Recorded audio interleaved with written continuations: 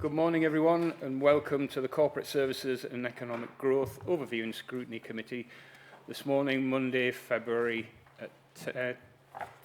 of February. And I'd like to extend that welcome to the members of the other scrutiny committees who are here today and the Cabinet members. So we'll start with item 1 on the agenda, which is apologies for absence. Do we have any apologies? No apologies. Any from the floor? Yes, Councillor. Roger Spradell would like to send his apologies. I'm afraid he's had some unexpected personal issues. Okay, thank you. Any more? Councillor Horncastle? Councillor Michaela Horncastle. Thank you. Okay. Okay, item 2 on the agenda is the minutes of the last meeting, which is on pages 9 to 14. Can we confirm those are accurate, please? Have a proposer? Councillor Dunn? We agreed? Thank you. Item 3 is disclosure of members' interests. Does any member have anything that they need to disclose on today's agenda which they have not previously disclosed to the Council? No? Thank you. Item 4 is forward plan of Cabinet decisions. Sean? Through that, please. This is just the usual report, Chair. It's in 2 parts, as normal. The first part is the decisions that have been taken by Cabinet since the last meeting of the committee, but also the forward plan of future Cabinet decisions. For members to note, or for any issues that members want to raise, happy to respond if possible. Thank you, Sean.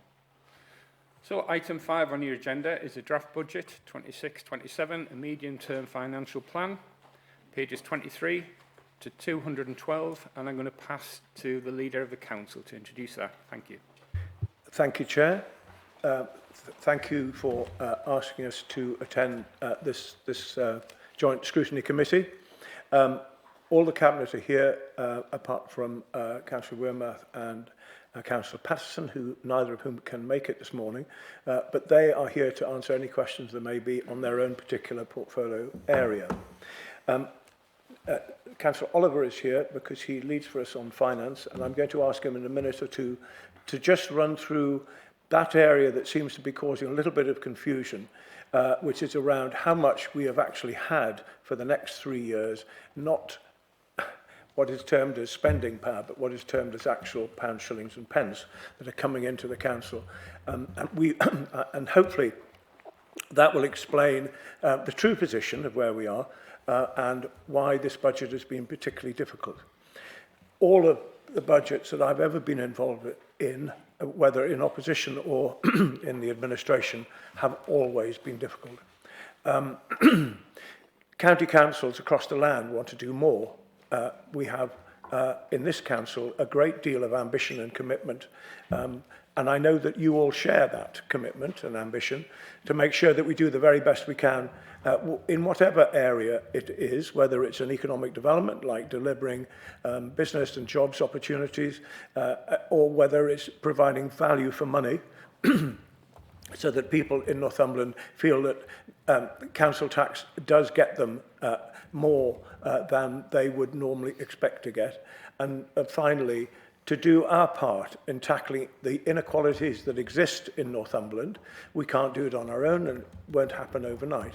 But to make sure that a child born in one town in Northumberland has the same opportunity as a child born in a different town in Northumberland, at least that opportunity. Whether he or she takes it is another matter, but that is what we are trying to do, and that is where we've made very good progress working with our community partners. This budget has been at least 12 months in the making.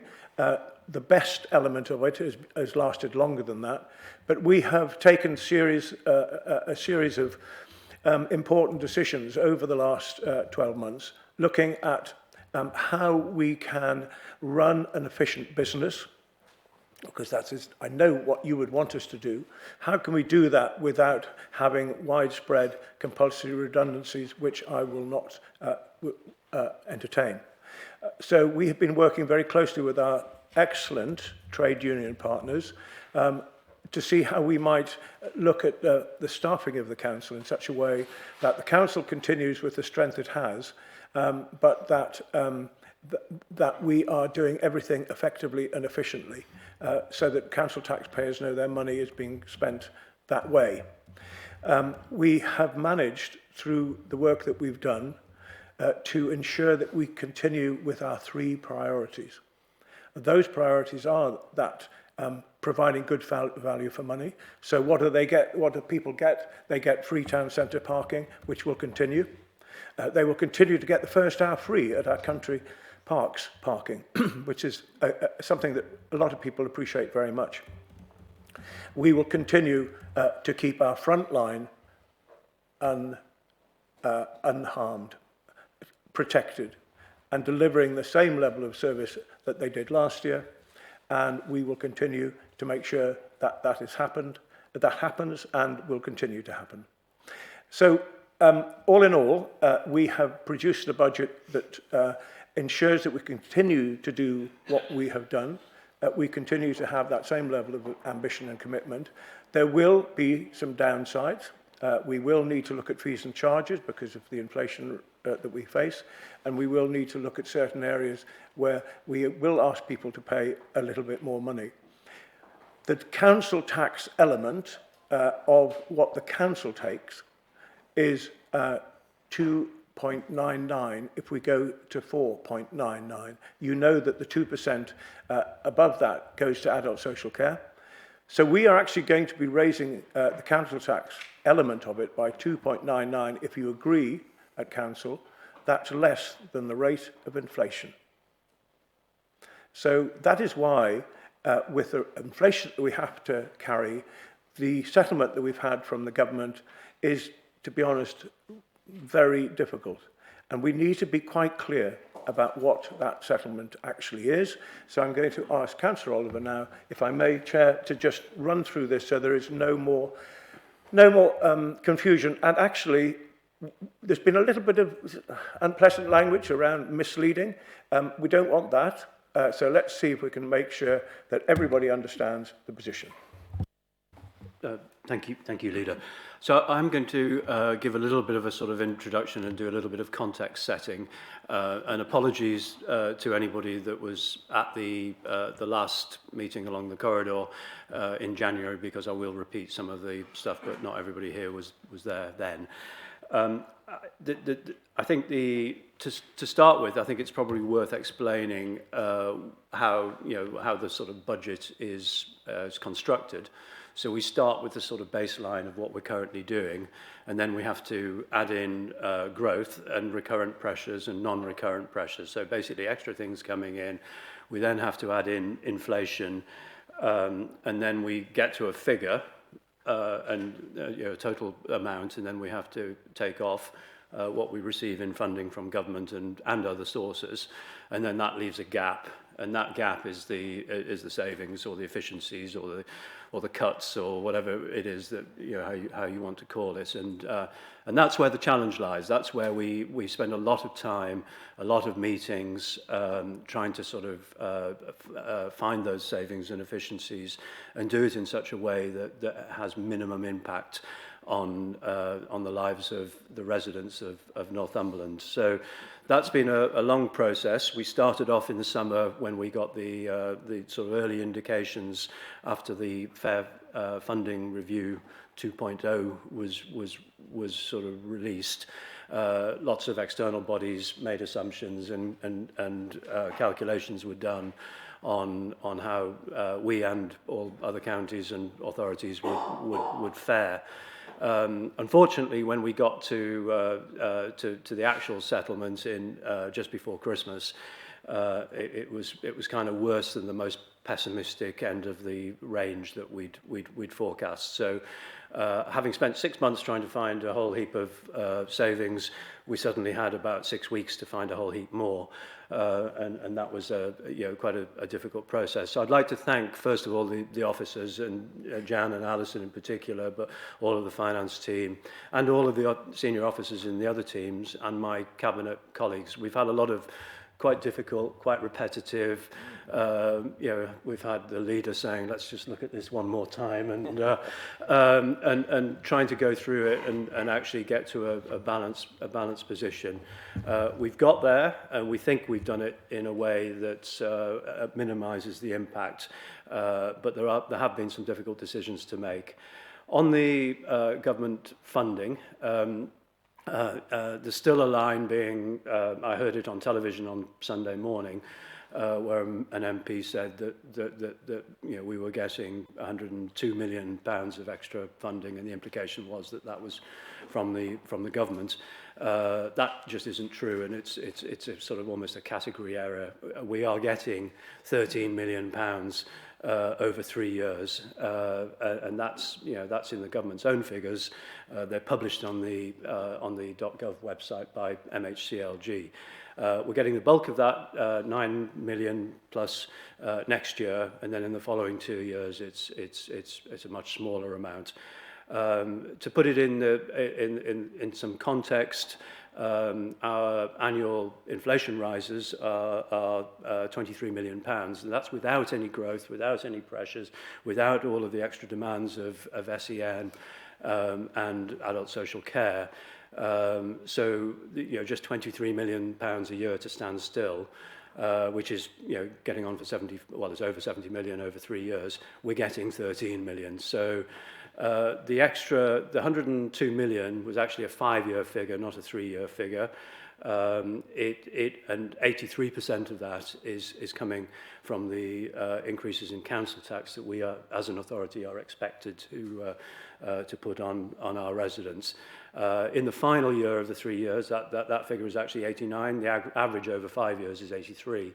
To put it in context, 2 years ago, the burden was shared, so the increase in funding was about 51% from council tax and 49% from residents. In 2 years' time, it'll be 89% from residents and 11% from government. So it is, you know, it's a changing picture. So we are, you know, but we've kind of got there. You know, it means that there will be more, as the leader has outlined. There'll be sort of things that we currently charge for, we charge a bit more for. There are things that we currently don't charge for that we will have to charge for. There are things that we would like to do that we can't do, but we've sort of, you know, we think we've got it pretty well balanced. And it's been very much, the decisions and choices we've been making have been made with residents in mind. I'd also like to thank the group leaders. You know, and Glenn has been having regular meetings with group leaders, and I was involved at the last one. We've tried to keep everybody as informed as we can. Obviously, until we've got something that's sort of definitive, it's hard to go out there with all the detailed information. A couple of other things it's worth mentioning, regional comparisons. I think you know, there's quite a disparity in the regional comparisons, and that's to do with something that's called what's called revenues. No, sorry, it's gone. Anyway, it's a new. There's been a £600 million top slice from the government's recovery grant. It's called from the government funding for local authorities, and that's basically being allocated into the recovery grant, and then the sort of formula that has been used to calculate that means we don't get anything. So what we've seen is a sort of weighting that helps, by and large, metropolitan authorities in large areas, London boroughs, big cities, and by and large doesn't help counties and districts. One notable exception is Durham, who seem to have done quite well, but you know, that is an exception to the rule. So we're getting no recovery grant at all. I think we're one of only 2 authorities in the North East that isn't getting any. Us and North Tyneside have had effectively the poorest settlements. To give you an indication, I mean, our increase, percentage increase in government funding is about half of what Durham is getting. As a percentage, it's about a quarter of what Middlesbrough is getting. So it's not good, and it doesn't feel very equitable. for us. There are obviously lots of assumptions based in the in the budget, as you know, as happens every year. One of the key assumptions is around pay awards. That is yet to be determined. We've made an assumption. The ask at the moment is, I think, 10% or £3,000, whichever is the higher, plus a whole heap of other things. Obviously, it won't settle at that level, because if it did, every council in the country would be bankrupt. But it's you know, there's still a way to go on that. So that's one of the sort of great uncertainties. The other great uncertainties are around the demand for services, which are particularly in the adult social care and children's services areas, and that, you know, demand has been rising, you know, ahead of inflation, ahead of you know, of sort of what we've seen in the past. It's sort of unprecedented levels of increase, and it does require, and it's a difficult national discussion that's going on, that governments of all colours have kicked down the road. It's being kicked down the road at the moment. It was kicked down the road, freely admitted, by our party, and but it is something that we're going to need to get a grip of. Otherwise, council finances are going to get increasingly difficult, and so that's kind of where we are. I'm going to hand over to Jan now, who's going to sort of... going to say one more. Oh, okay, Glenn's going to say something, and then we'll hand over to Jan, who will give a little bit of a bit more detail, and then we'll open it up to questions. Lovely. I just want to touch, if I may, on the extra pressures of adult social care and children, looked after children. And you'll see in the capital programme that we have put money into that in order to invest to save. So that includes a significant amount of money for Foundry House, which will become a home for adults with specifically difficult areas. And also we will be finding places for children, rather than sending them across the country at great cost. We will be investing in order to save that money. The capital programme per se is there. I know that there's some issues from some around what is considered to be too much borrowing, and it might be that Jan will explain what borrowing power actually is for a council, because all councils use borrowing in order to fund their capital programme. All of them do. And we know that many county councils are very similar in the size to ours. We want to continue to be ambitious but careful. So the figure that we're at the moment has been acknowledged by the external auditor as perfectly fine, likewise by the LGA in a recent peer review. And we are at, I think, less than half of the total limit we could get to. We are going to be very cautious with what we spend, but we will continue that ambition to make this the best county in terms of value for money, but also to invest to save, so we're not spending thousands and thousands of pounds every week on sending poor children to a different part of the country. We will keep them at home and thus save money at the same time. It might be helpful, Chair, if I just ask Jan before, if she's there, just to touch on, as she starts, about the borrowing power and how that actually works for councils, please. Thank you. Yes, I am here, Chair. Would you like me to do that? Yes, please, Jan, if you could follow on from those comments.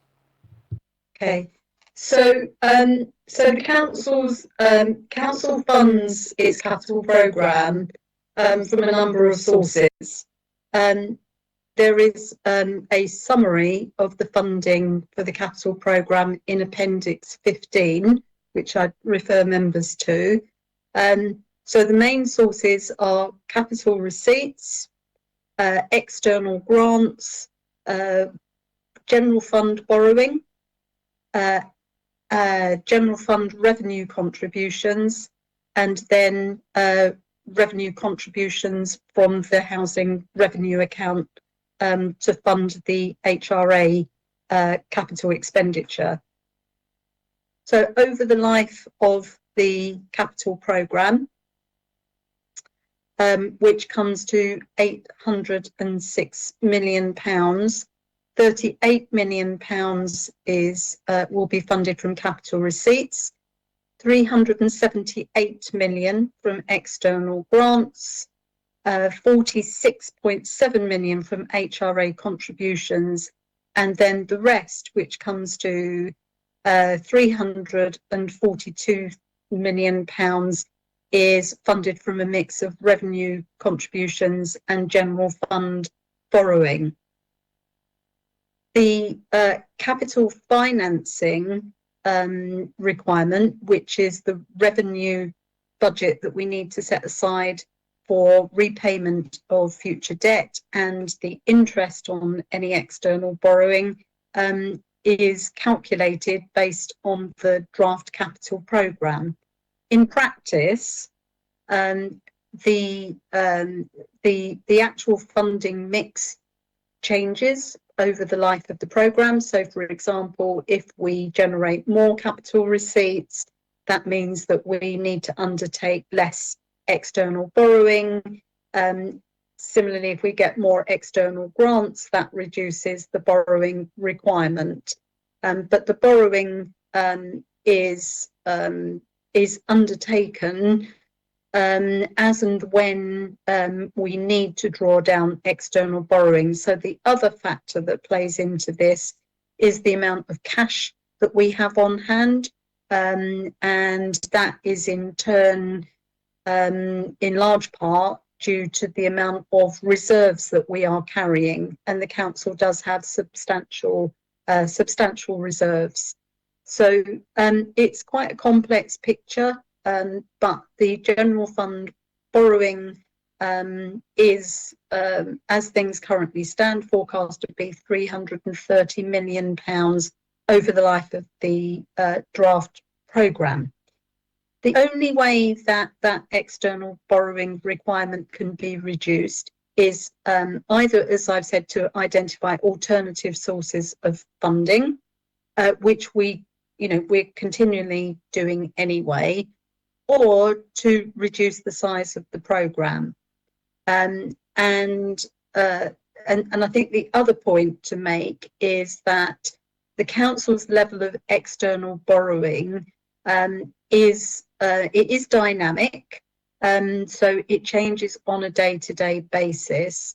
But we need to be mindful of the impact on borrowing levels of decisions that have already been made in previous years. So in other words, you can't just turn off the tap.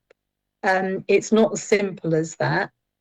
Even if we were to have no further capital expenditure at all for the next 3 years, our external borrowing would still continue to rise because we have unfunded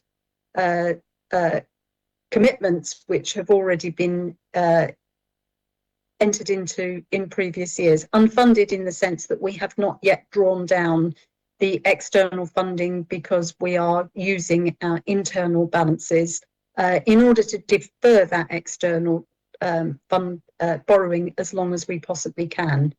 So it's quite a complicated picture, but clearly it is a material consideration, and the strain that external borrowing places on the general fund revenue budget over the longer term.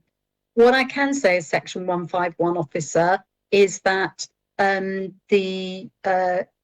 level of forecast borrowing associated with the capital programme is affordable and sustainable over the medium term.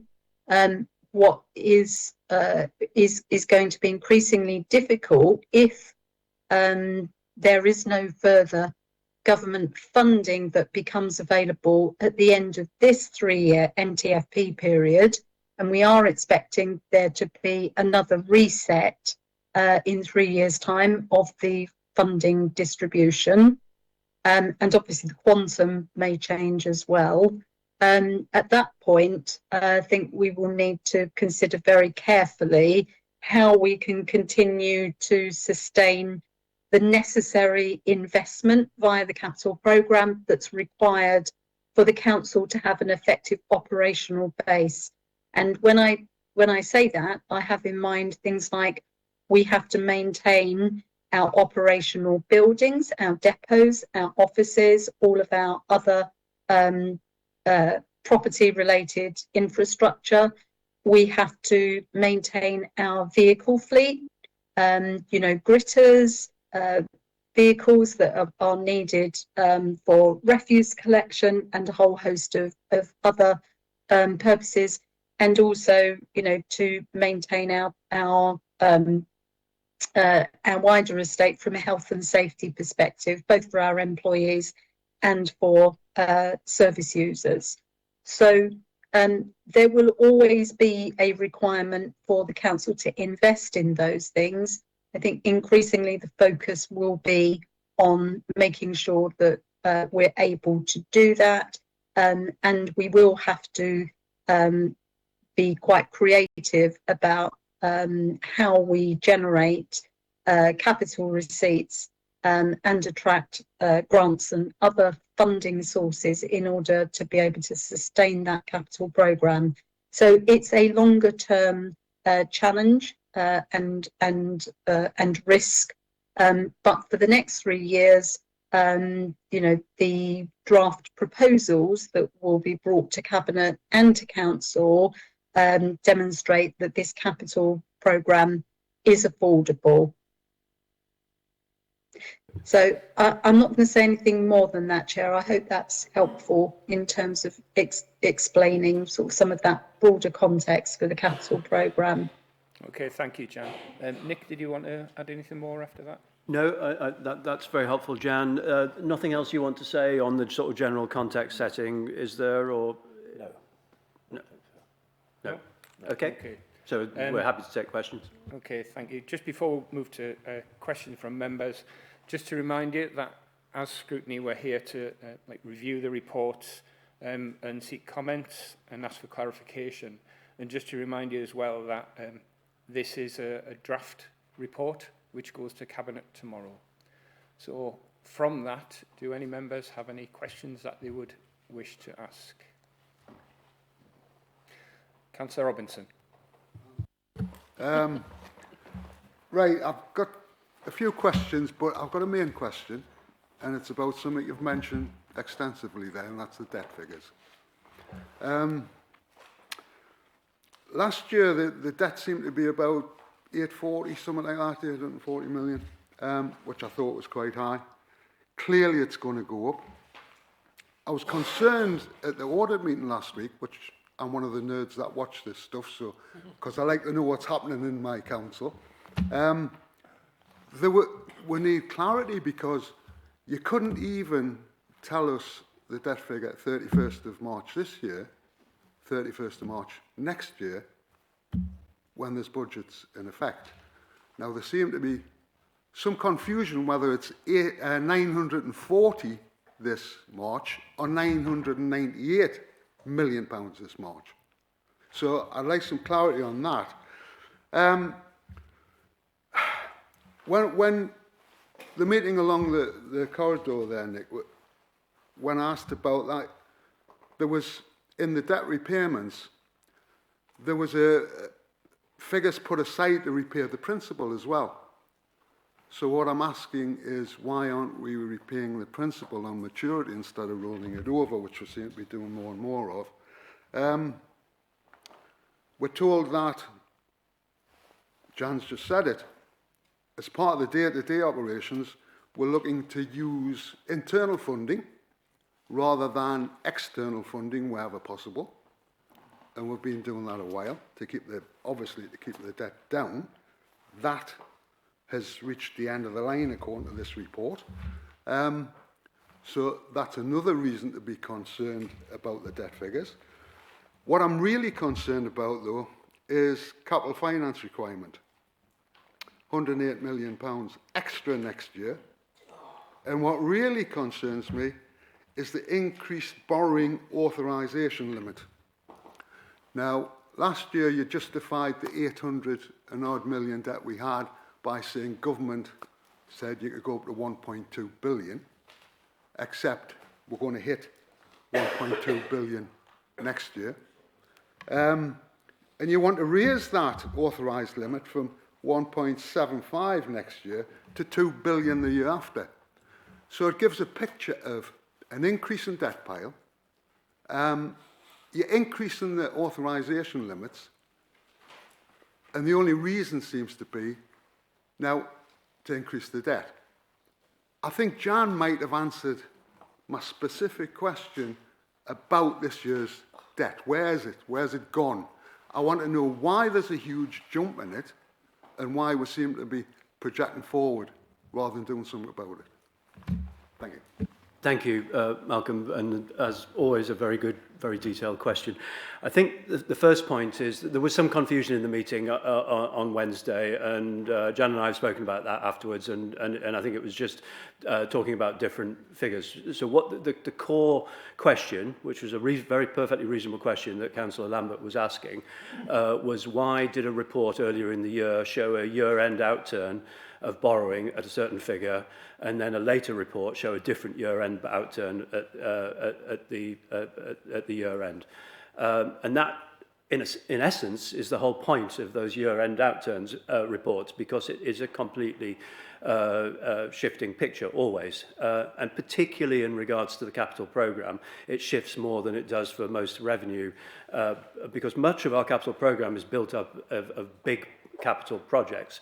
So I think the example I used in the audit committee was that if we're doing a chunk of the Northumberland line, which is a £300 million project, and you get 6 months of delays, that can make a big difference in the capital spend of that period. So that's why you get a big change. So projects are delayed for all sorts of reasons: procurement issues, planning permissions, and contractors and external suppliers being ready to be on site and deliver them. So that's the fundamental reason. And I think what I should have said to Councillor Lambert is that to do two things. First of all, to look at the reports sort of this time last year and look at where the council was forecasting we were going to end up, and then looking at where we're now saying we're going to end up, and you'd see that the figure we're now saying we're going to end up is less than the figure we were forecasting this time last year.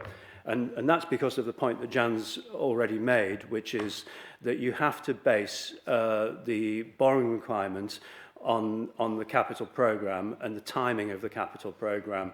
So just to give you an example, in last year's capital programme, there were assumptions made about the Berwick school build. And we sat down with Sue Aviston recently and Guy, and we had a look at that. And there's been a degree of, quite a degree of slippage for one reason or another, and that's been pushed back. So that makes, and that's a whatever it is, £40-odd million project. So it's a lot of money.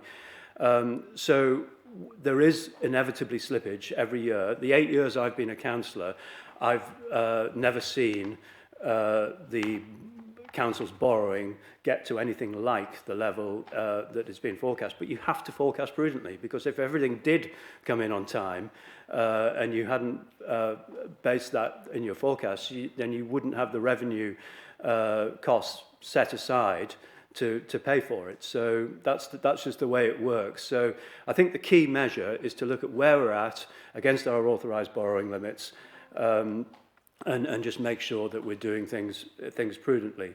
I think in terms of this sort of second point you made, which is to, that we're not somehow sort of manipulating the authorised borrowing limit, because that's a calculation. We're not setting it. We're not saying we want it to be that. It's a calculation that is done. And that's basically a sort of calculation of affordability. Jana's Section 151 officer has to sign off on the capital programme, and one of the things she will be looking at is how much, what proportion of the authorised borrowing limit are you actually planning to spend, and that's the sort of capital financing requirement. So, if she was worried, and she said very clearly today that in the medium term she feels that this is an affordable capital programme, if she was worried, she would say so, and she would be required to say so, and we would accept that, and we would go back to the drawing board and think again. But that's, you know, so hopefully that gives you some assurance and clarifies the issue. And I have to say thank you very much. You're one of the 3 people that listen to the audit committee. Well, sort of, generally, but specifically, I did ask what the debt figure was going to be 31st of March. Off the top of my head, I don't have that figure in my head, I'm afraid. But yeah, we can get it to you in writing. And we can share it with everybody. I mean, it's not an issue, but it's Well, all. it's not in the budget, is it? It's not in the financial details we've got. That's the problem. You know, I'd like to see all that. I'd like to see the overall picture of the council's So finances. the way the budget. So the budget is looking at how much we are looking to borrow from the 1st of April, the 5th of April, or whatever, 1st of April to for the next 3 years. So, and then in the budget narrative, where it looks at the capital financing requirement, it takes an estimate, which is set out in the report, and the Treasury Management report that was at audit during the week, and it takes an estimate to the year end, a very prudent estimate, and then it looks at what we're planning to spend over the next 3 years and adds that to it. So that figure is there. The figure in the report that was discussed at audit was the most recent figure. It will change again by the end of the year, of course, it always does. But that's the way it's calculated. Chair, do you mind if because we've had a few figures thrown about there by that member.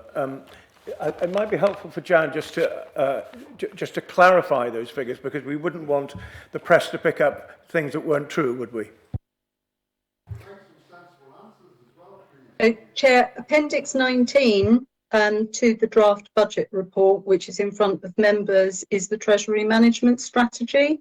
And the figure that you're asking for, Councillor Robinson, is in that report. So if I can refer you to paragraph 12.3, which says that the forecast borrowing at the opening balance for 2026-27 is £995 million.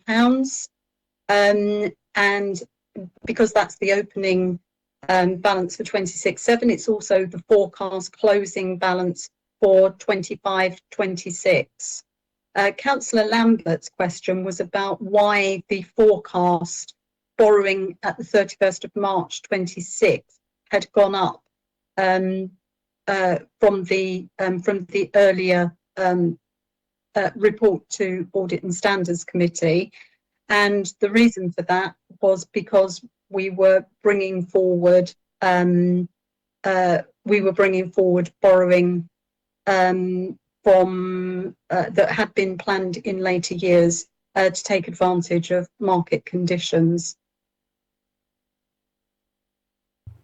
Sorry, and I've just been told I'm looking at an older version of the report. Sorry, let me just refer to the current version. Sorry, the updated version, so I can give you the correct figure. So again, it will be at paragraph 12.3. Sorry, so the opening external borrowing £965 million.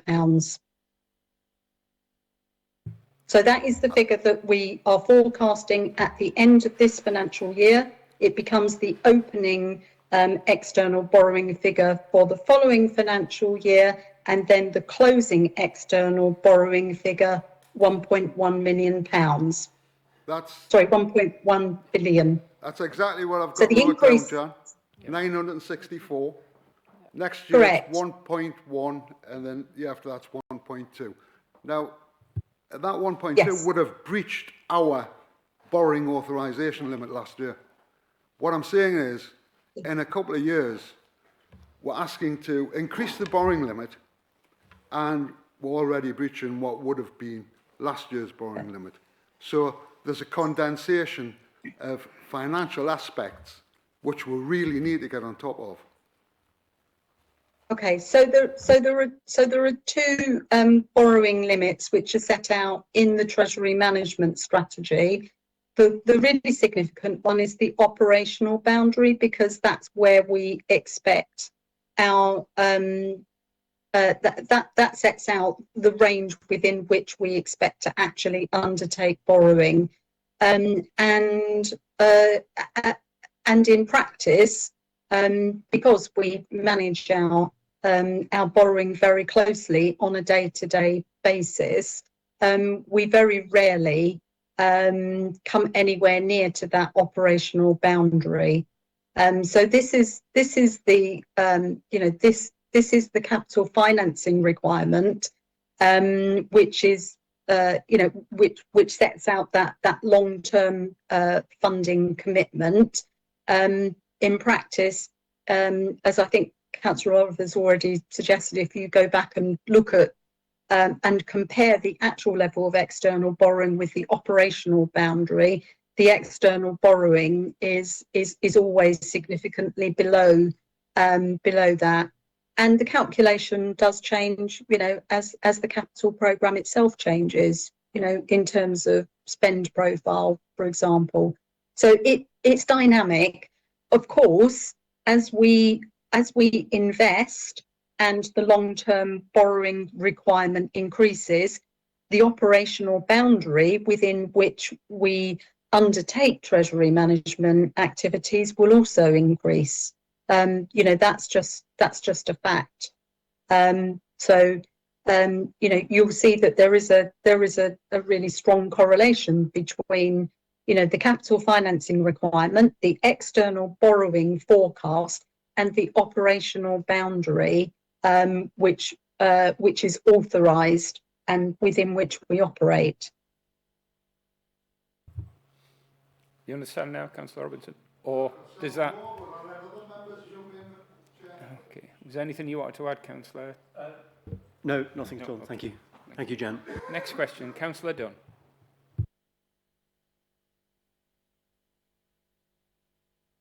Sorry, do I have to put this on? When it comes to approving this budget, we're always asked to approve the efficiencies, and I don't want to get into that today, to be honest, but also in here it says to note the significant reliance on best efficiencies to balance the budget. I'm just wondering, how confident are we that we can rely on these best efficiencies? And I have another question about the services specific grants. There's a couple of, we've gotten quite a bit more on those grants this year, specifically in adults and children's, I think. So is there just, what sort of effect will that have on the services that we can give in those departments? Okay. Well, first of all, you're absolutely right to be questioning the best efficiencies, because it is a large number, and it's a discussion that we've been having over and over again. There's been a lot of work done recently, officers looking at the best programme, and the level of sort of confidence in that. I think the difficulty is it's an evolving program. So if you and it happens in stages. So a stage might be, as is happening now, the procurement of the new CRM system, because a lot of the efficiencies and systems talking to each other and automating administrative processes and things happen based around those systems. So as you go further down the line, you get an increasing degree of sort of clarity. I think there will be a range. I think the approach that's been taken has been prudent. I think the specifics on the identified numbers at this stage, a high proportion of those numbers, the 5, 6 and 5 over 3 years, have been identified in terms of exactly where they're going to come from. But there's a lot of other work that could actually take it a lot further than that. It is absolutely one of our top priorities. I mean, it's embedded in the corporate priorities. It's embedded in the corporate plan. After the budget setting process, it's my top priority as the cabinet member. And we will be driving it as hard and as fast as we can. There's been great buy-in from all council departments, and there's some really good people working on it to deliver it. So I am confident that we will deliver on that. I'm hopeful that we'll deliver more than we're setting out. But so I think there, but it is an important number to query. In terms of the adults grants, so a lot of the overall funding has been rolled into the main RSG grant, but there are some specifics relating to adults that have been sort of kept out of that and are shown separately. Some of those are we can use to fund some of the things we're already doing because in many cases we're ahead of the curve. So some of the sort of national direction of travel is a journey that we've already started on, and so many of the things that we're doing in Northumberland are being rolled out in other parts of the country. But some of those grants come with very specific demands that bring extra costs as well. So it's not exactly all sort of extra funding to fund the demand pressures we currently have, because we have to deliver different things to with that money, and it's sort of ring fenced for specific activities. So if you look in one of the there's I can't remember which appendix it is, but there's an appendix that basically sets out the overall budgets by department, and that's the gross spending, which comes to just over £1 billion a year. And adults and children's have both are both getting an increase in funding over and above inflation. But they're also both experiencing, high levels of increases in demand. So, the pressure is to try and use the money that we get wisely and make it go further. And that's what Neil and Audrey and their teams are doing in both areas. So, I can't, hopefully that gives you a flavour of how it's working.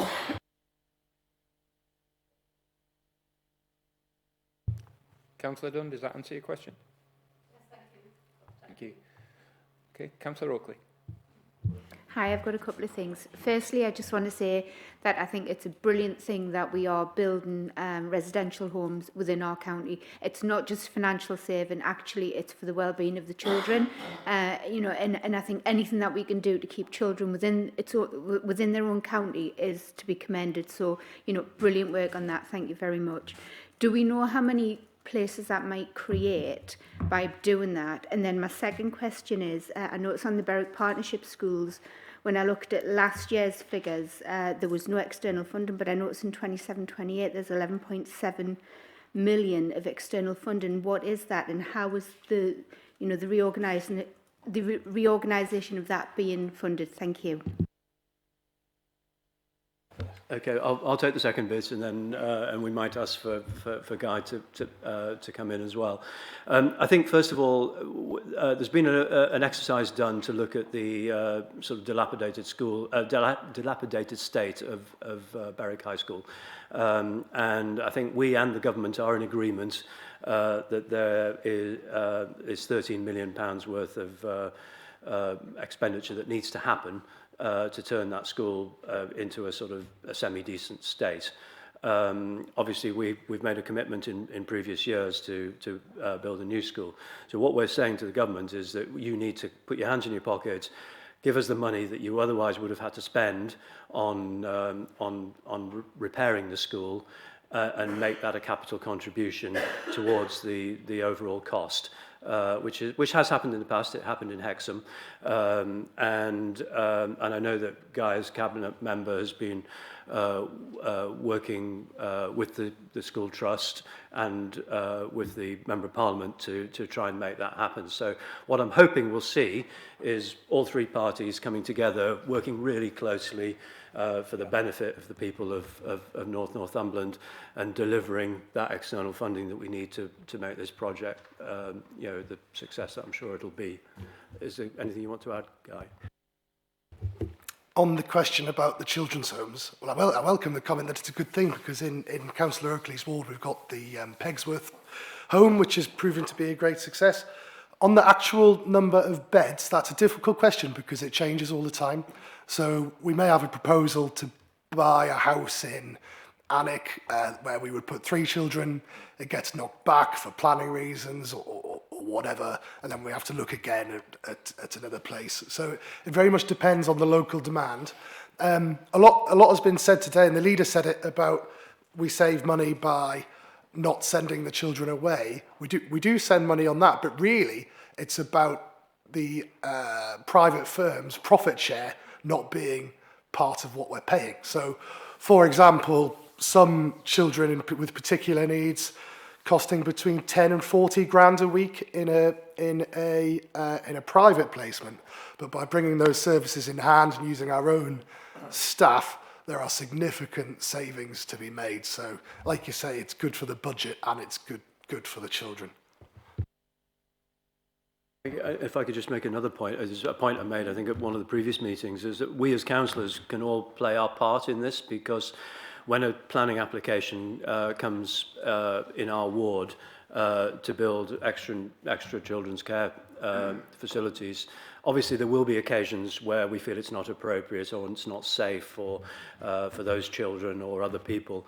But if we all object to every application, then we won't make the progress that we need to make. So I would just urge everybody to look at things with an open mind and try and support the council's aspirations to provide that care in the county. Can I just add to that? There have been a number of occasions where we have found homes for children, and when the expectation by some members was that there'd be constant police cars and the police helicopter circling overhead every night, that have gone absolutely fine. And that's what we want to see happen. We don't want local members preventing this extremely important work, not just for us, but for the children concerned. And just to add to that, up until the last election, I'd spent 2 terms on family and children's services. And just to remind people that we all have a responsibility as a corporate parent to support these children as well. Councillor Rennie-Thompson, do you want to come in there? Just sorry, on the Berwick point. So we've put the a comment was made by Nick perfectly innocently before that said that project has slipped. The project itself hasn't slipped, the timescales are the same, but we've moved money from one year into later years. I wouldn't want people to think that's happened. The external funding is in year 2 and year 3, which will give us time to apply for the school's new build programme. Now that programme hasn't opened yet, it opens shortly. We have meetings with the trustees of the academy and all the staff here at the council to make the case for that level of government funding. So it's not a pie in the sky figure. We do have a plan to get that money, and I've been in constant communication, as you know, with the local MP who is supportive of the project. We've had meetings between us and DFE officials, so we are reasonably confident that we can get that money. If we don't, the project will have to be changed, because we're going to struggle, I think, with the level of spend that's in the budget at the moment. Councillor Oakley, did you want to come back?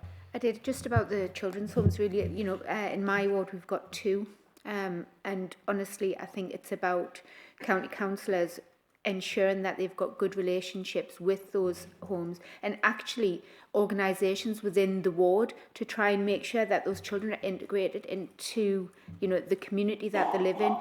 I think we need to do myth busting on these children are not, and I do this in inverted commas, naughty children.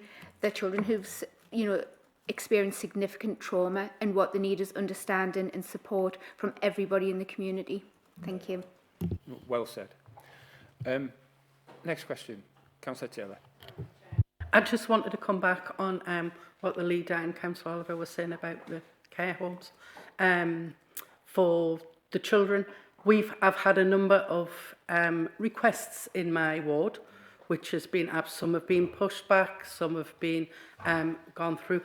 I think as a councillor, I would find it really useful to be informed, for some contact before you get the applications, because by the time they come to me, the house has already been bought and it's kind of already gone through, and it would make it much better, because I could facilitate, other councillors could facilitate a much easier move. Yeah, can I say that's an extremely good point? Thank you very much, Christine, for that. I think Simon Nielsen is observing this meeting. He has been asked that before any planning application is placed in the public domain, the local member is properly briefed and entitled, to, as the local member is perfectly entitled to know everything, all the circumstances, so that it doesn't come out of the blue. And I know Simon will make sure that that happens. Any more questions on this item? Councillor Taylor. I've got a couple of questions. To go back to what Councillor Dunn had raised before about the efficiencies, they're quite significant numbers over the next 3 years. 18.5 million for 26-27, 17.9 million for 27-28, and 16.6 for 28-29. Over 53 million over the next 3 years.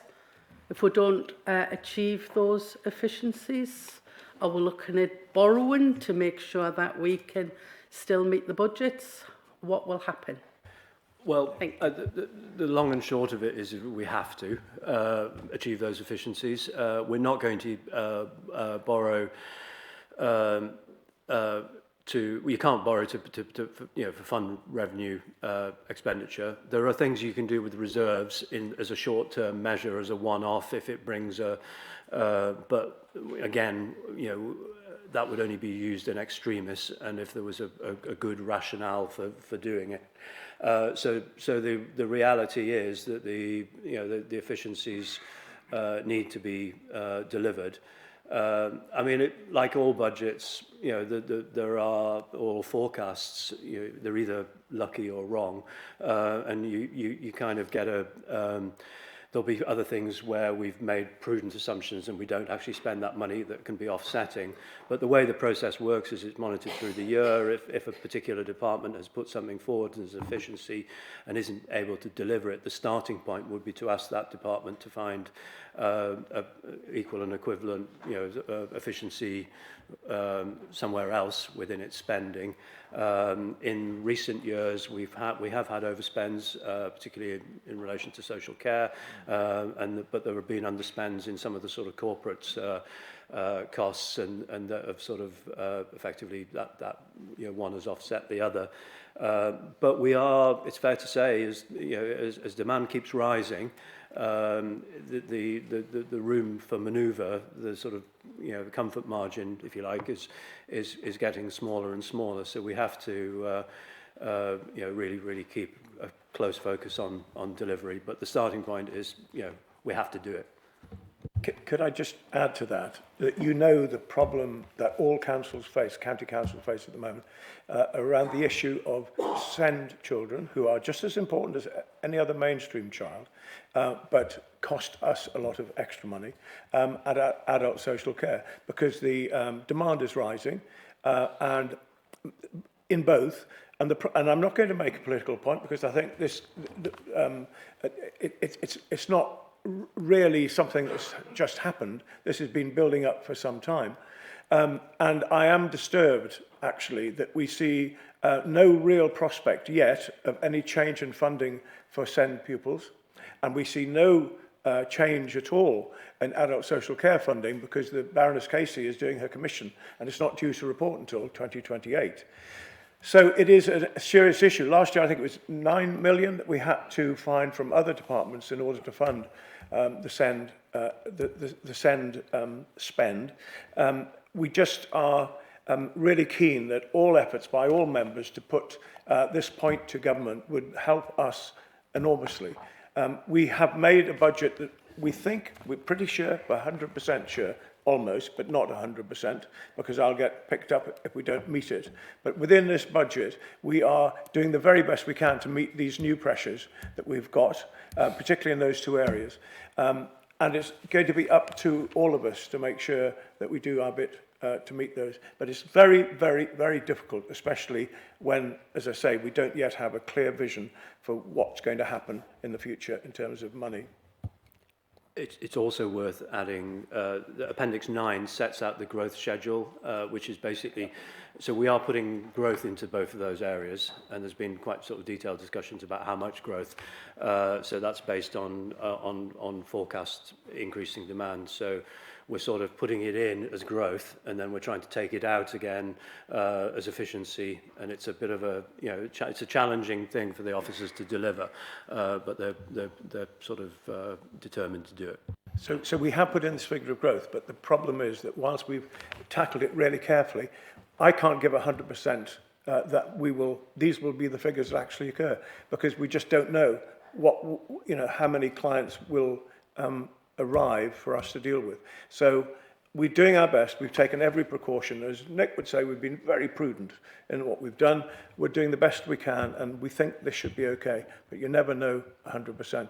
But we and the staff have done everything they can to get it as close to what we think will happen. Thank you. Councillor Dunn. Thank you. I know I said I didn't want to go into the efficiencies in any detail, but I have just got a couple of questions on it. One's a comment, really, and I'm really concerned that year on year we tend to get more income generated through putting charges on the burials. That does concern me. I don't expect an answer from it. I don't know why it doesn't affect cremations, because I don't think we've put those up at the same thing. But also on that page, in that appendix, it says railway station car park tariff rationalisation. Can somebody just explain to me what that is? So two things. Would you do the car parks then, and I'll do. We'll ask John to do the burials. So car parks, basically what we're trying to do is get consistency. So fundamentally charge the same as Network Rail or the neighbouring car parks at our stations. So we have some situations where our car park is significantly cheaper than another car park at a particular station, and we're just trying to get a consistency. I think the wider principle on fees and charges overall, and there's been some external work done here where we've actually done some benchmarking across all council services that are charged for. We're trying to, we don't want to be an outlier in terms of charging too much, but nor do we want to be an outlier in terms of charging not enough.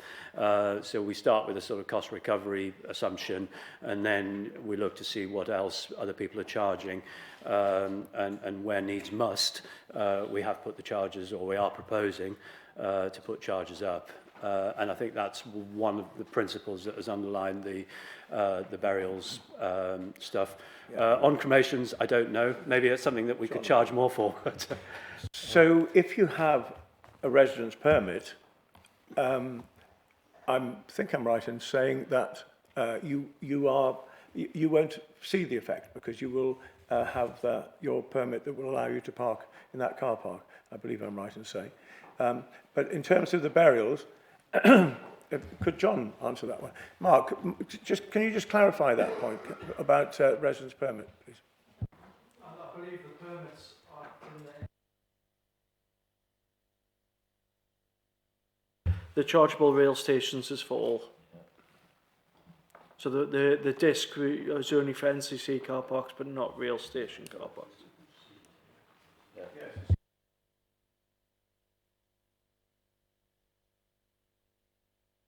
Sorry, I missed that. Was that a question about burials or cremations, or what was that about?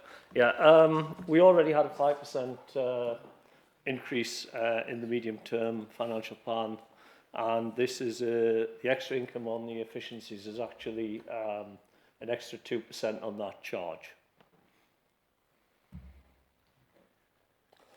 Are you okay with that, Councillor Dunn? Does that answer your questions? No, I'm confused about the railway stations. How does this affect those new stations that we've just opened? Well, so if you take, we charge at Morpeth, Berwick and Allenmouth. I think I'm going to pass that Mark Mather in a second. We charge in those three car parks. And there are also car parks run by either Northern or Network Rail. They are currently charging what we are proposing to charge with this change, so that no one will pay more than the current rate.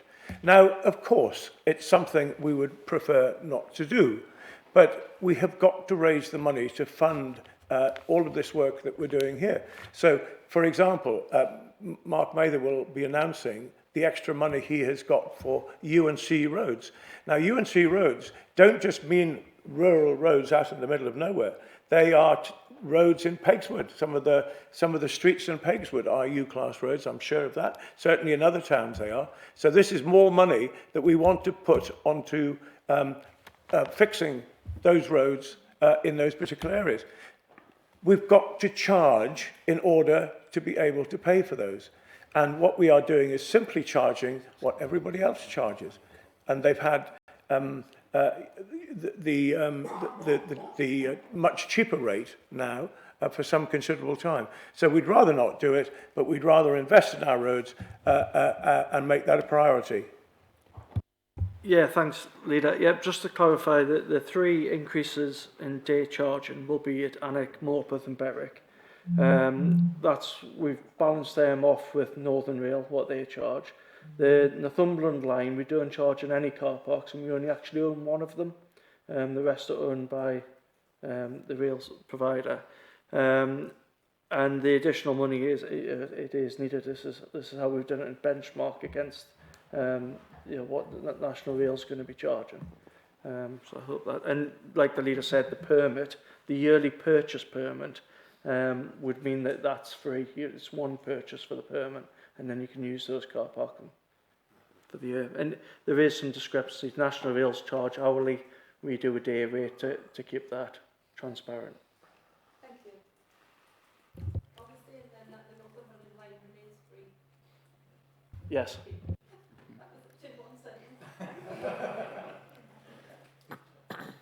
Okay, Councillor Oakley again. Hi, I may have missed the report on this, and I apologise if I have. We did a consultation, didn't we, about what was important to residents for the budget. I'm just wondering where I can find that and how that has shaped the budget that we've got. Thank you. Okay, so you're quite right, and thank you for that question. We did undertake a significant amount of consultation in advance of the budget, as you say. I myself went to a number of different meetings right across the county. We had an online consultation that had almost 2,000 responses. That report is currently being pulled together, and I think it will be complete, I hope, I'm looking at somebody, in time for our council meeting, so we'll share that with you.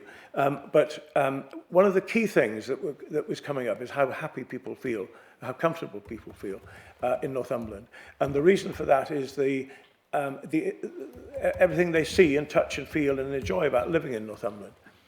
And one of the key points was around the green spaces and country parks, which is why we have not changed our policy in charging nothing for the first hour for our country parks. That's the right thing to do because it allows people to enjoy everything that our country parks give them, completely free of charge. We also have in here some investment that we want to make in our country parks going forward. And we will be bringing to Council fairly soon, in the next month or two, a review of our environment policy where we want to add a number of areas of work for the coming 12 to 24 months.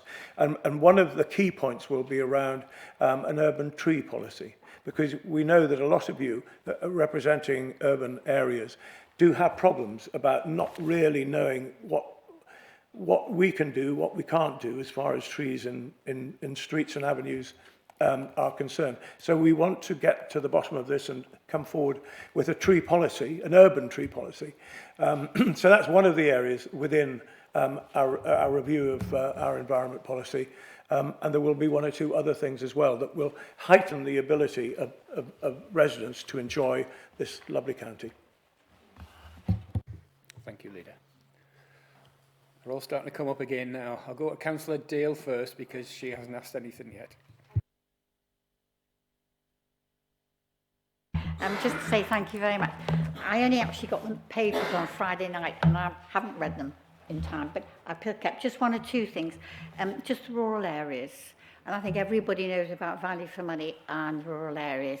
The lack of some of the services that are being delivered at the moment. The most important one is highways.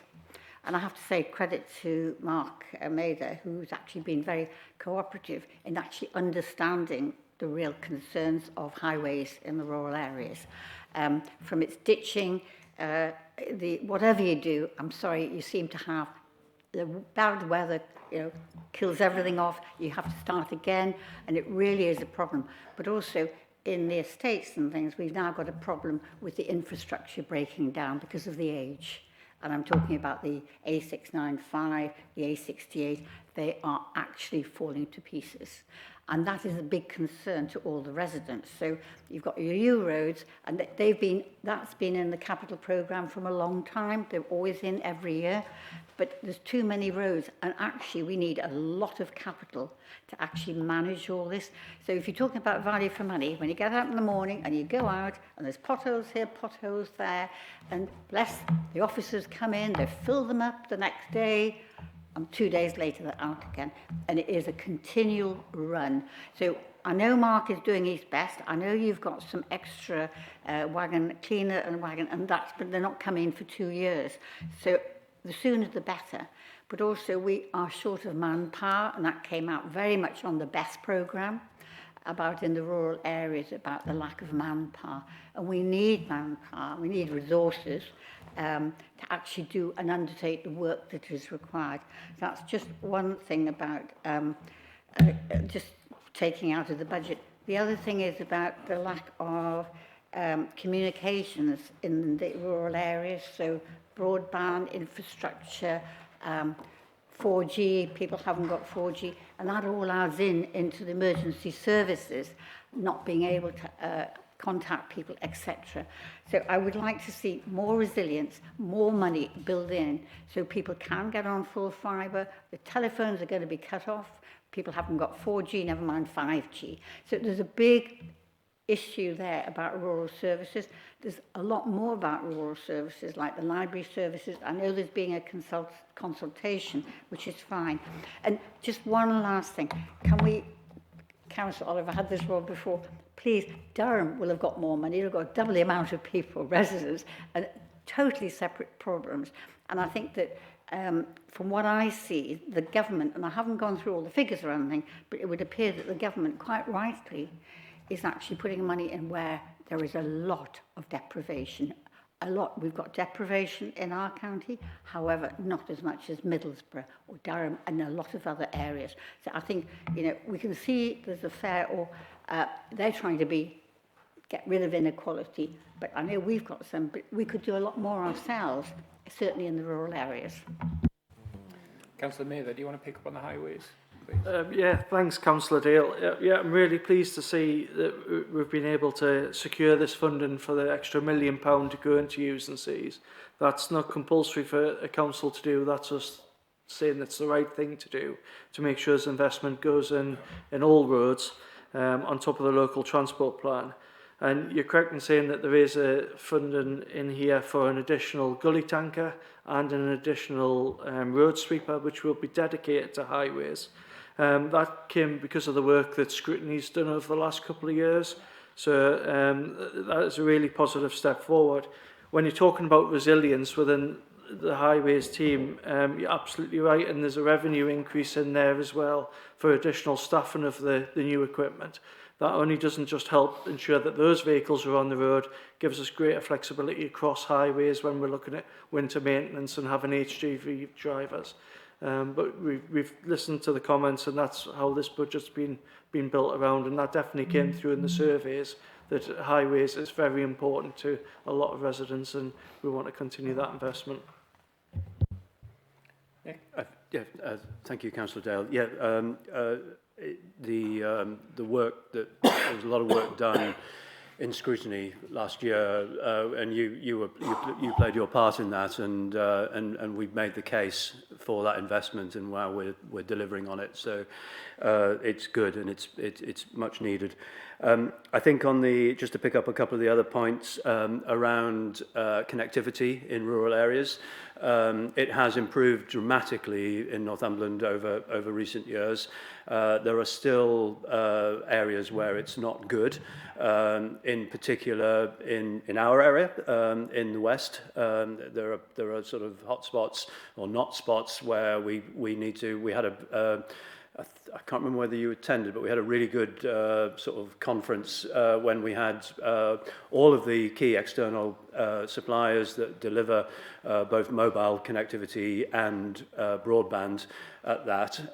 And we're working through, we've got some money in the budget, in the capital programme, you'll see, that was from the gain share, the BT gain share funding that we're using to try and deliver in our communities. And I think we can work with all of our MPs, as we have in the past, to try and make the case to both Openreach and to BD UK for investment in the rural areas.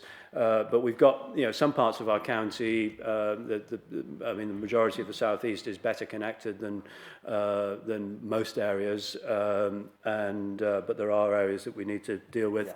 Libraries, we have more libraries per head than I think just about any other authority. You'll see with the library consultation that we are still very committed to rural libraries, and what we're planning is a sort of improved efficiency, that we can deliver better services.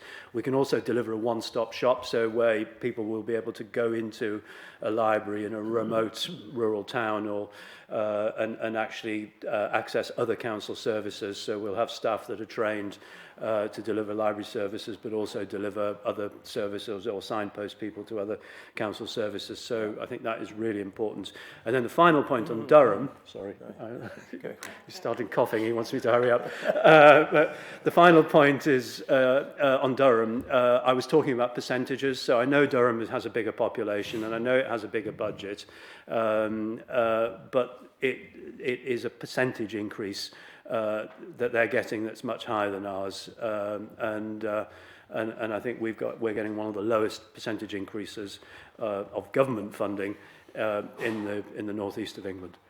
And I think, if I may, that point about deprivation, in a way, Northumberland is suffering because of the good work it's done in tackling inequalities and tackling deprivation. So Durham has a significantly higher level of deprivation in some parts than Northumberland. So we lose out for all the work we've done, which is a shame, and I'm sure that'll be picked up by colleagues with government. I'm surprised and disappointed, Councillor Dale, you haven't mentioned how glad you are with the state of roads in Northumberland.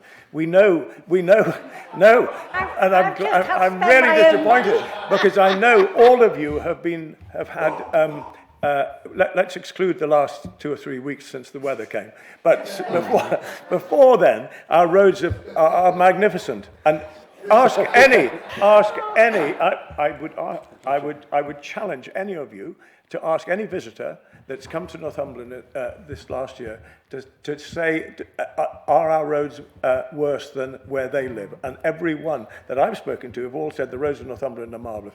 Now, we have had a terrible amount of weather. Poor Mark is absolutely on to this. When you get so much rain, no, seriously, when you get so much rain, then you get frost, then rain again, then more frost. Of course, it's going to cause problems. And the final thing I would say about rural areas, Councillor Dale, is this council and our county have had more money into the rural areas in the last 24 months than at any time in the past. Now, that's not because of government, I quickly add.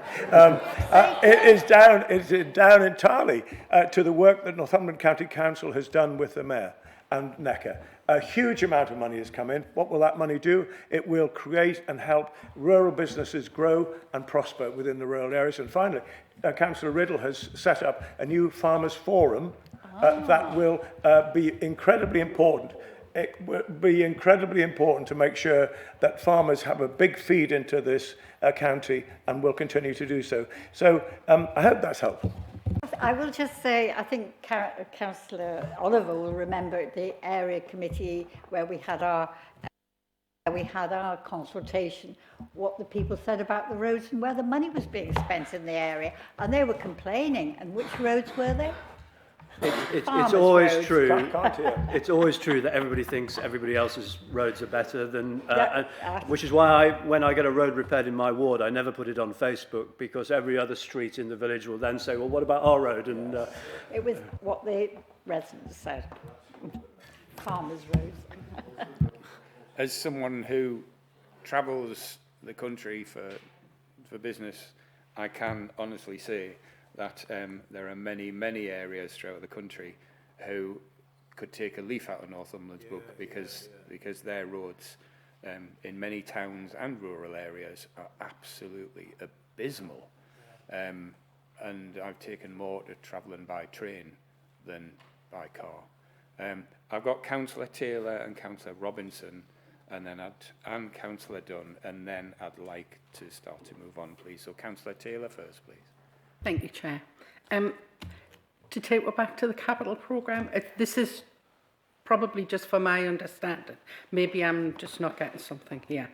I don't understand why we have line items for Borderlands. I know they're coming under Borderlands, but we've got Carlisle Station and we've got Carlisle University, and it's like 25 million, so it's a lot of money altogether.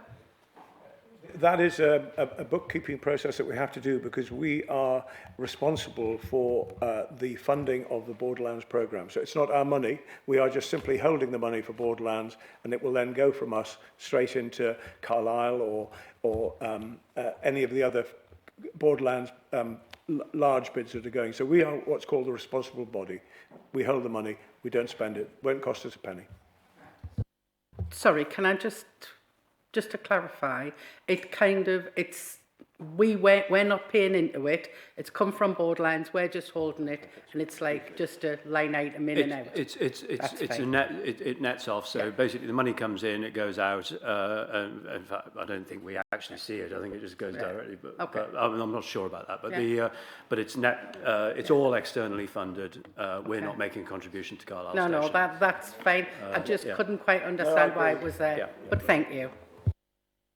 Councillor Robinson. Thank you, Chair. I kind of agree about the roads, actually. They're not that bad, but you do those two front coil springs. I've got three principal questions. I'll try and get through them quickly. We're putting over £5 million into restructuring advance. Should they not be paying that themselves? And also on the capital strategy, loans, any new loans to advance have to be in line with the council's constitution. Should that not be the corporate strategy rather than the constitution? Because I must have missed the specific references to advance. Capital expenditure, finance and procurement, large jump next year. Can you explain that? But the good bit, hopefully out the whole thing that I can say is neighbourhood services. Huge jump next year. Exactly what my residents want to see. Better kept localities and whatnot. Great. And my last question is just about consultants. Are we still paying consultants? How much were paid this year and how much are we forecasting next year? Thank you. Okay, thank you. So the funding for advance, I mean, there are two elements. There's the financial restructuring of advance, which we agreed as a council, I think in March last year. That is still yet to be implemented. I think it was delegated to the Section 151 to Jan to deal with, and I know she's busy dealing with it at the moment. So that was, you know, the report that came to council then sort of sets out the rationale for it, why we're doing it, and it's effectively unwinding things that happened in the past and allowing progression and allowing advance to sort of flourish and do the things we expect of it, which are largely about sort of delivery in our communities. And then in addition to that, Advance has its own business plan, and that, you know, it's very well sort of scrutinised. It comes to audit, it comes to corporate services scrutiny, and there's a shareholder committee. Jan, as 151 officer, also is the sort of accountable, responsible director, the shareholder representative, and she deals directly with the board. But Advance is a company, it's a limited company, it's wholly owned by the council, but it is a company. It has a board of directors. Those directors have fiduciary responsibilities to run the company in the best interest of the company. We have duties, so it's sort of scrutinised on two levels. It has a separate audit committee, and then it puts forward its its programme, its business plan. That's agreed first of all by its board, but it also has to be agreed by the council, and then from that it sort of creates its sort of capital financing requirement, and that's the line in the big line in the budget, and that is there. But what I would say is each project is scrutinised, and the money that the council lends to Advance is lent at a margin. It's lent, there's a sort of loan to value ratio, and it's done on a commercial basis. So the money that is lent to Advance generates a margin. It effectively subsidises some of the other borrowing of the council, because the cost of borrowing that we incur is less than the amount we lend it to Advance to. So there is a margin, and we're also very careful about the capital value and the anticipated. So if they're doing a regeneration project, we will look at what is that asset likely to be worth, and how much can we lend against it. Just as if you or I were going to a building society for a mortgage for our house, they wouldn't these days give us a 120% mortgage, and so that's taken into account. So that, in a nutshell, is the sort of the way it all works, and that. Thank you, Councillor. That wasn't my question. Right. If we could just answer the question, well, it would be much quicker. We don't need the time off anything. All I asked was basically, if we're putting over 5 million into restructuring Advance, shouldn't they be doing it? And if we're lending the money based on council's constitution, should that not just be the forward corporate plan? Well, it has to apply by the constitution. We have to be constitutionally correct. So I assume constitution ultimately is the ultimate sort of governance mechanism. We have to do these things according to our constitution. But what I try to explain is it's not just the constitution. There's a whole heap of other governance frameworks that sort of govern that as well. In terms of the restructuring, and this is sort of reopening the debate that we had in last year, but it basically it was explained very clearly at that point that this mechanism is an affordable mechanism, and what it allows to happen over time is for Advance to be able to repay capital. So it can't, the reason we're doing it is because of the constraints that previous decisions have put on Advance itself. So, I hate to go back to it, but the purchase of Westmoreland Business Park and Manor Walk Shopping Centre, we paid too much, and the value of the asset is less than the amount of money that we paid for, and therefore that creates a financial constraint on Advance's balance sheet, which is why we're having to do what we're doing to be able to unwind that over time. And the lending will be on an annuity basis going forward. We will get capital repayments. At the moment, they're paying interest only on much of the debt. So that's the reason. It is a question of affordability. Do you mind, Chair, if I suggest we've been over this many times. We had a paper to Council in March last year, and we had a long discussion about all of this. Would it be helpful perhaps for the member to seek advice from either Councillor Oliver or R151 rather than going through it again here? Yes. Absolutely fair enough, but we were promised a presentation on the advanced proposals last year, which we didn't get. That's why there's unanswered questions, I think. But I'm really interested in the large jump in neighbourhood services finances next year, because that could be the best thing that could have happened. Is that in the capital programme or the revenue? Yes.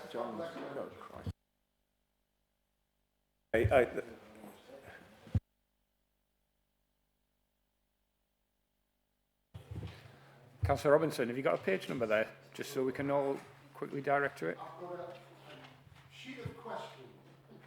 If only I had the page numbers, if only I had it in the hard copy, I could tell you. Don't,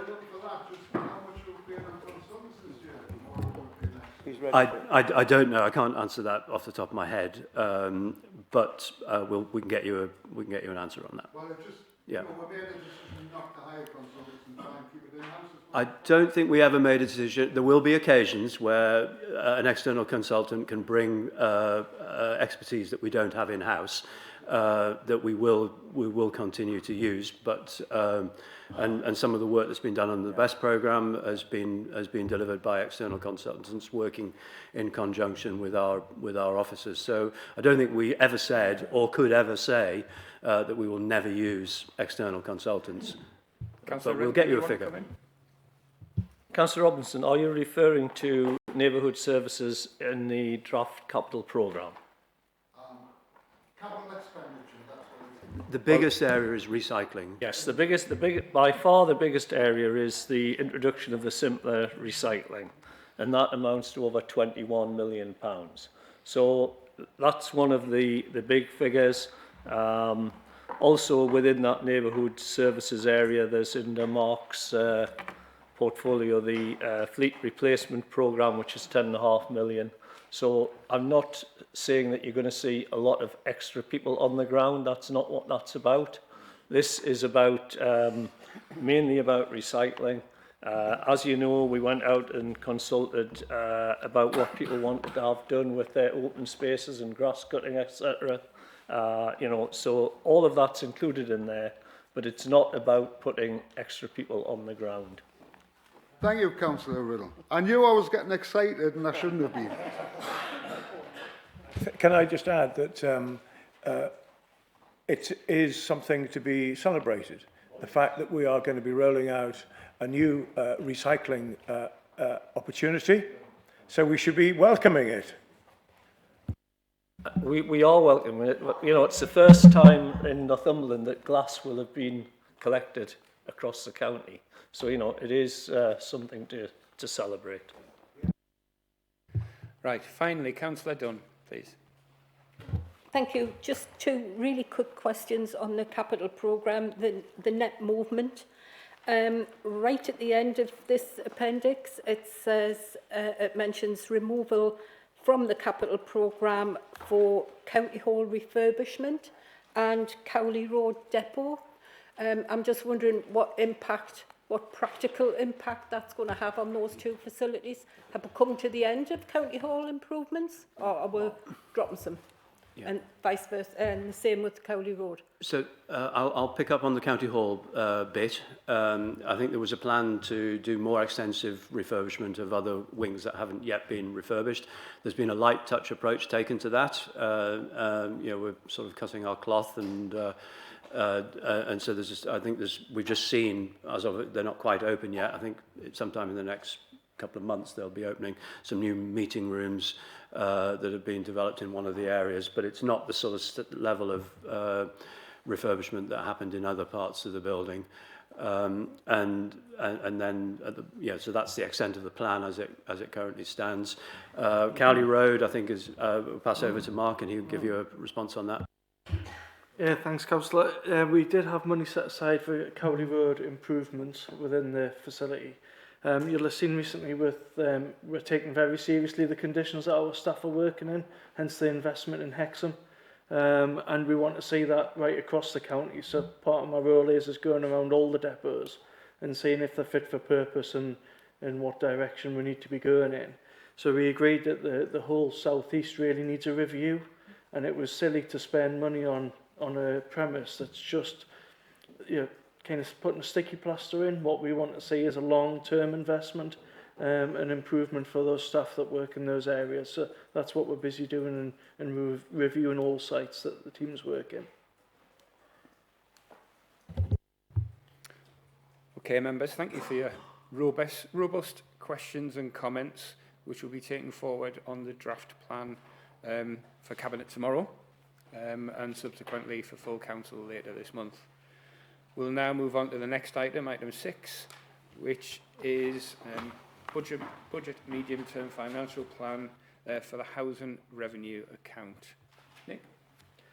I think we probably just open this up. I mean, I'll just do a sort of quick explainer, but I think broadly we'll just open this up to questions. But the HRA is a sort of ring-fenced fund, and you'll see there's a sort of revenue fund and also capital fund in the capital programme, and it's really about the management of our housing estate. So maintaining houses primarily, but also some building as well, and that just sort of sets out the plans for the HRA. And I think really the best thing is we'll just open up to questions. Any questions on this item? Councillor Oakley. We the meeting that we had the other week where we were just discussing budget and thing, I think somebody asked the question, and I can't remember who, about there was some funding for council houses, and at the time it was unsure whether we had actually applied for that funding from the government to build housing. Has that been clarified or not? Colin, can you remember that? I'm not even sure you were at that meeting. I was at that meeting, and I can't remember who it was that asked it. But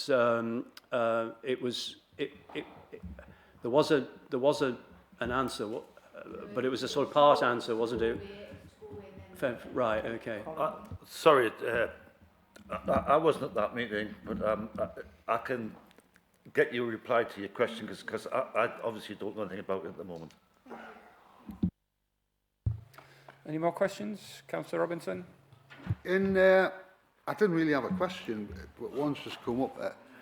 In Jan's presentation, when she said, I'm pretty sure she said and the HRA was mentioned with 45 million in there was going to be a need for 300 million external borrowing on using that HRA account. That was in there as well. I mean, when asked the debt question, all I expected was for somebody to say, there's 300 million going into that. That's why it's gone up. But you didn't. But never mind. So, am I right in thinking that because we took a decision some years ago to use the HRA to put what we'd agreed to build council houses with, and I questioned the member at the time, and he said, yes, social housing. We seem to be doing up a lot of places, but we're not actually building a lot of places. So is that money going towards building a lot of places? That would be my question. Colin, would you like to? Yeah. Right. We've had a slight change in emphasis, Malcolm, and what we're doing with the money that we have got for affordable homes, we are looking at more bang for your buck, if you want to say it like that, for looking at specialist housing. And we're relying on our large plan applications with our Section 106s to get the numbers that we need. But if you look at some of the excellent work that we're doing on Linden Walk in Blythe,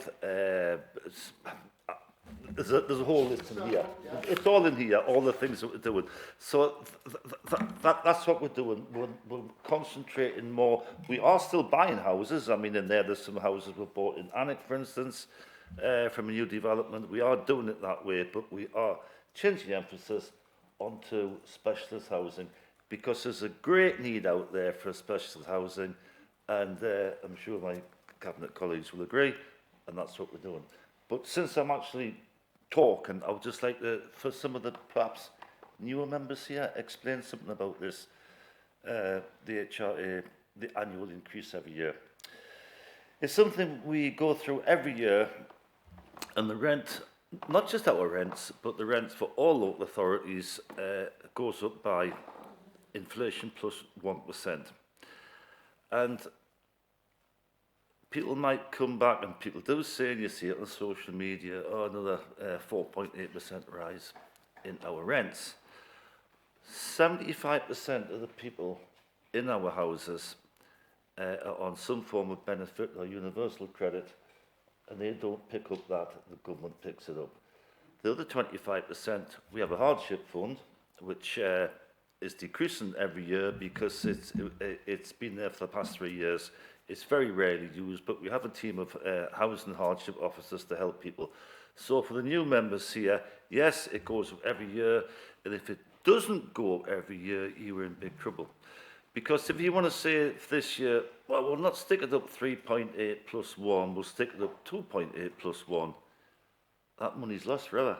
You can never ever get it back, because next year you can't come along and say we'll do it 4.8 plus 1. You cannot do it. So it's got to be the rate of inflation for every local authority. We've got massive pressures on our housing stock, especially now because the housing regulation rules that have just come in. And to look after 8,000 homes, the repairs and maintenance and everything else we need this money. But don't be alarmed. Three-quarters of our tenants will not be picking it up. So can I just, in answer to your question, we are building, but we're also buying.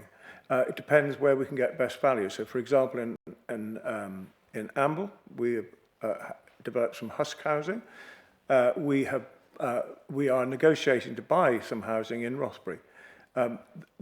It will be done absolutely on the basis of what we can justify, working with our partners, because we work very closely with Benicia as well, in terms of developing our, and ensuring we meet our priorities around delivering affordable homes. And we have done well. The figures are very pleasing for the amount of affordable homes. We want to see more, clearly. And the new local plan, which you may have heard of, which is being developed now, will very much put the emphasis on trying to get more affordable housing in the more rural areas, on the outsides of villages and so on, where there is still a significant need for affordable housing. But the work that is being done by our housing section on affordable housing is extremely pleasing, and we should be very proud of the work that they've done. We will only buy if it makes sense financially, but it will often do that. It will be often cheaper to buy housing than build it, but whichever option we choose, we are succeeding pleasingly on delivering affordable housing. Thank you, Leader. Any more questions on this item? Councillor Dunn. Thank you. One of the recommendations on the HRA account is obviously it's in Appendix 1, and it sees the reserves being going down year on year. Are we satisfied that what we're ending up with is a sustainable reserve? Yes. If you look, I think it's page 28, at the bottom of page 28, it explains why the reserves are going down. It's good business to do it that way, and we'll make sure the reserves never go below 10 million, even though the projection is 13 million. So yes, we looked at it and we're happy with it. Thank you. Any more questions? No? Right. Thank you for that.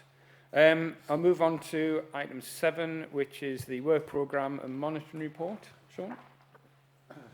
Yes, Chair. One final meeting of the year, 30th of March. The work programme is by the committee, and I've got nothing to add to that, Chair. Okay, thank you, Sean. I'd like to thank members. Item 8 is urgent business. Now, I've got no urgent business, but what I do want to mention is this is actually Section 151 Officer Jan's last scrutiny committee. Jan has done so much for both scrutiny committees and for this council, and I'd just like to say from myself thanks, but hopefully from members thanks for all the work that she's put in, both for the council and for managing all your questions and being able to provide answers. But, you know, please, she's still here for a little bit longer. If you've got any questions, drop her an email, or even drop her an email to say thanks for the work that she's done.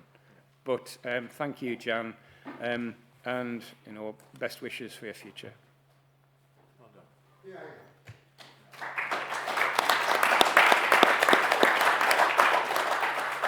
Thank you. And with that, I'll close the meeting. Thank you. Oh. I just mentioned that getting these papers at 5:30 on a Friday afternoon, Friday night, is in no way preparation for this meeting. Yeah, and Malcolm,